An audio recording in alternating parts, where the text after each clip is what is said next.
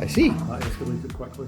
I feel that neither of them, the car either of us should have bought, let's be honest. Today's progress will be completed when this is sitting next to its younger brother.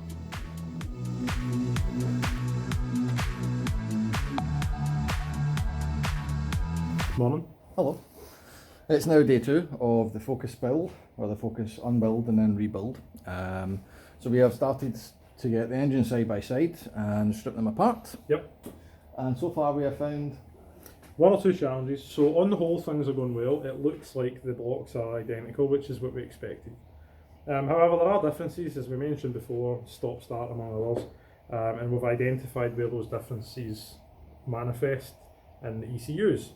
So our hope was we could just use the loom from the new engine and connect it to the ECU from the car. Unfortunately, the adapters are completely different. Pre-facelift ECU, as you can see, nice wee compact unit, red connector plugs, one big, one small.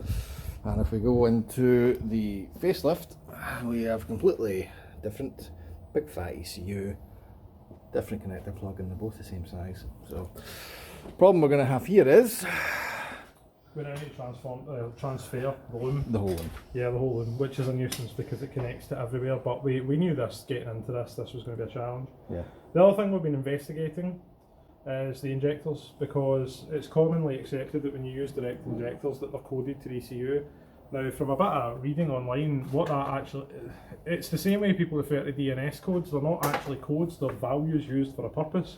In the case of the injectors, it's a correction factor.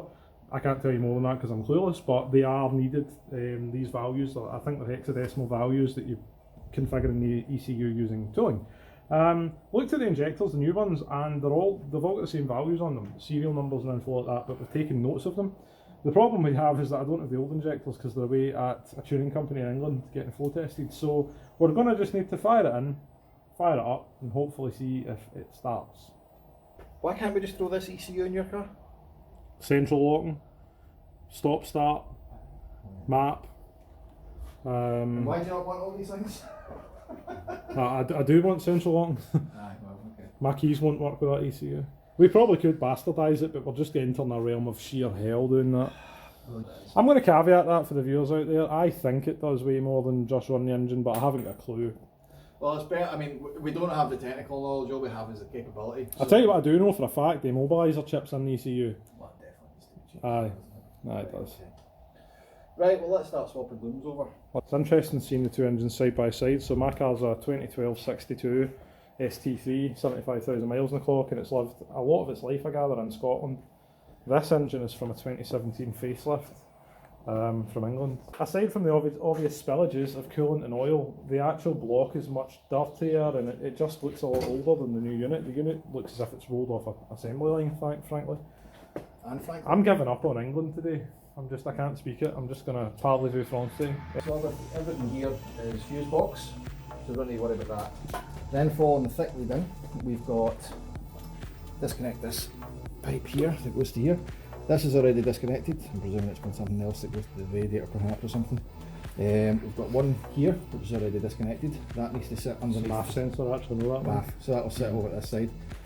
Down to here, you've got a number of wires. This multi-plug will be disconnected from here, like that. So that actually separates a lot of loom that we'd normally have to remove. This goes to something in the starter motor, and these go down to the alternator and the aircon pump. So that's where they will live. Got a number of them. 1, 2, 3, 4 plugs down there. The rest of the loom goes up to the top. So this guy here lives a water temperature sensor or something, so that was removed already. Number of retaining clips were popped off. 1, 2, 3, 4 cover packs removed. Moving over to here, we've got a number of plugs down here which are already removed. They sit towards the top of the alternator. They might actually be the alternator, I'm not thinking of it. Or potentially fuel pump. Who knows? Moving across here, we've got 2 hand position sensors. They've been disconnected. And then we continue to follow them. Another retention plug. We've got a substantial earth post here, which we've disconnected. That has to go back in for obvious reasons. Then following the loom down, we've got a plug here, which goes into your turbo diverter valve. At the very bottom, crank position sensor. So let's hope, oh yeah, don't forget this guy here, which goes across what looks like back lines and into the top for manifold pressure sensor up there. Nice and simple. So we're going to take all that off, and all going well, the new engine will have exactly the same amount of plugs and in the same configuration. So at the moment I'm panicking because I already can't remember where all these wires go! So we've taken the loom off of the old engine and we're now going to drape it over the new engine. So there's some easy identifiers. If there's 4 identical plugs in a line, that's going to be the coil packs, so we know that this will go up here. This cluster is a lambda plug, so that's going to go over the back. On the front end we've got 2 tiny ones, that's our cam positions. I'm doing this very loosely because obviously a lot of these things will need to tuck in under and over pipe work. So this new engine I'm pretty sure runs stop start, so I've got a funny feeling that I'm saying that. I say it runs stop start, this looks identical to the other one, so we'll keep this on. Just get better using the newer one, keep the wear and tear low. Other things that will help, obviously these wee tags for retaining the loom will show you quite clearly where it's meant to run. So once they're in place, you'll see where everything is meant to be. So follow the map, everything should be bent in position roughly where it's meant to sit. Whoa. Crank position sensors also different. Crank position sensor, that might be a problem.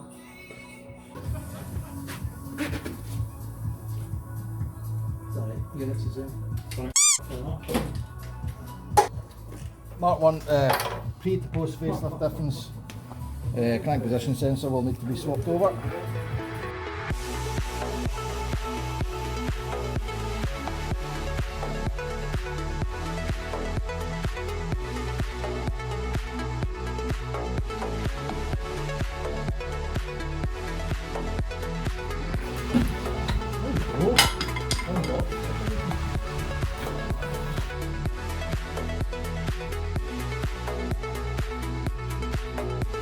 Aye, that'll do, donkey.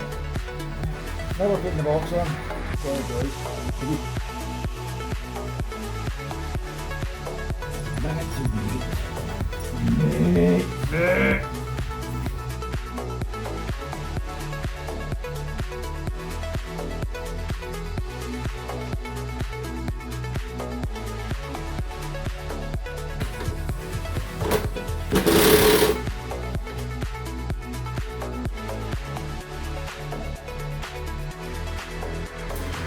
So, I need it then.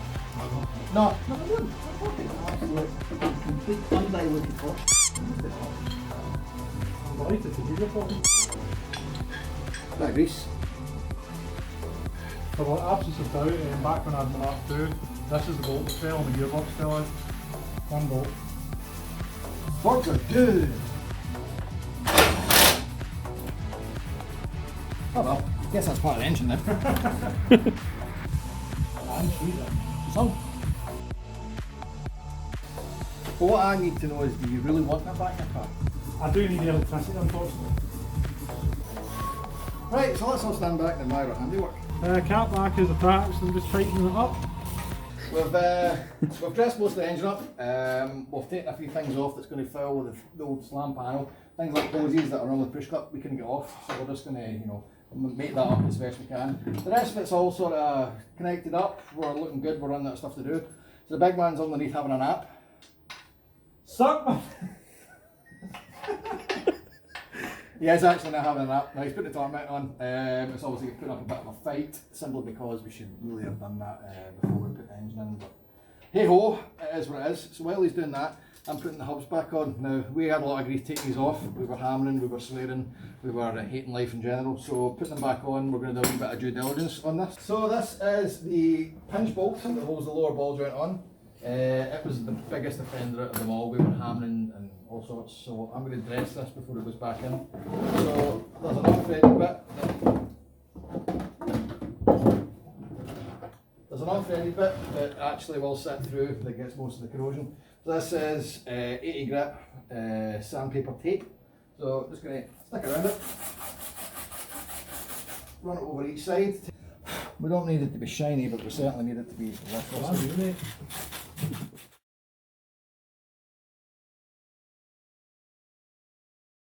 The boroscope would probably do the job, but... No, she's pretty clean. Yeah, it's a new day. We're just checking the oil before we do anything further. There we go.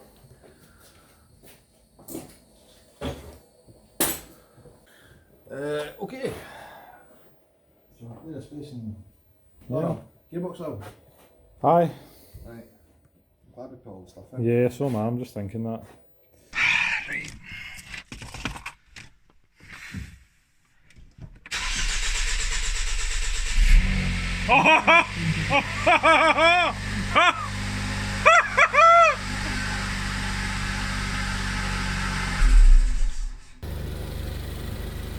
So we've got it running. There's no obvious faults. We're just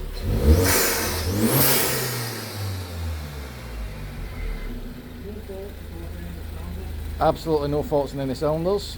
We're just running it up to temperature and bleeding it and whatnot, making sure it's got enough coolant in it. Oil level's been checked, so we're all good there. Yeah.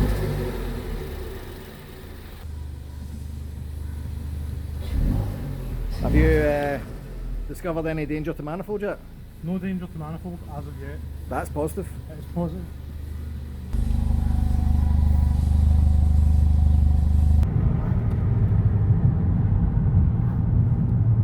Here's a happy man's face. It works.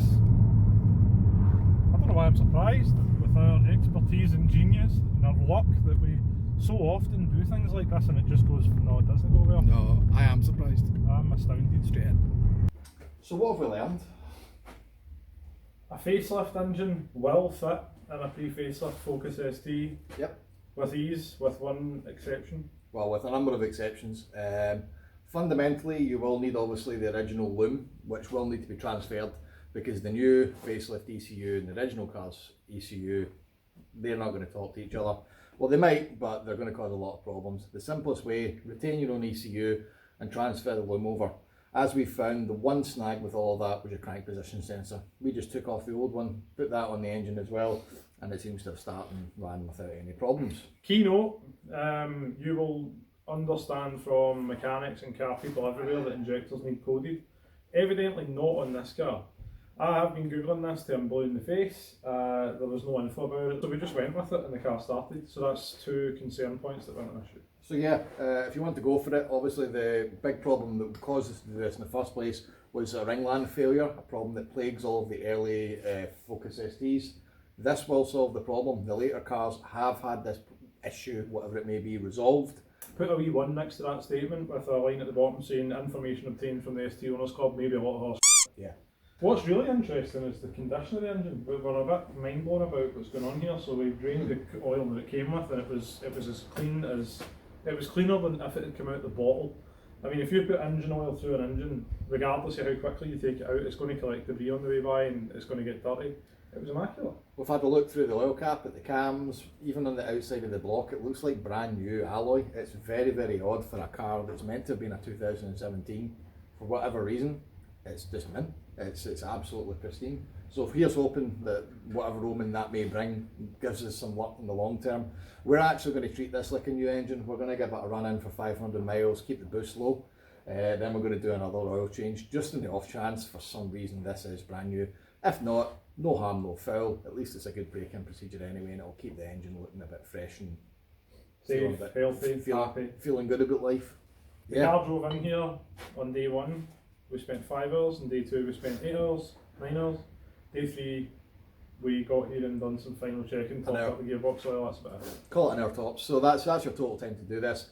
I mean, we are fairly competent, but we're by no means two of us, keep in mind, there was a lot of this job that without two would have been doable, but very difficult. Absolutely. Engine in and out, for instance, with a front wheel drive setup like this, you can't really balance it. Well, you probably can, but we don't have the tooling to balance the engine correctly, so getting in was a nightmare, getting out was a nightmare. The drive shafts wouldn't separate from the hubs, which we mentioned previously. So lots of challenges. You'll have issues. Other things we've learned since this whole saga began: don't buy an Audi, especially a 4.2 litre V8 with 150,000 miles on the clock and no history of belt chain rather. If you buy a Ford that has engine problems, i.e. all of them, know that might happen to you. Even if it's running a light degree of tuning, it still might blow up. And if you want to buy a fast estate, make sure it's not black, because they seem to be cursed. Thank you and good night.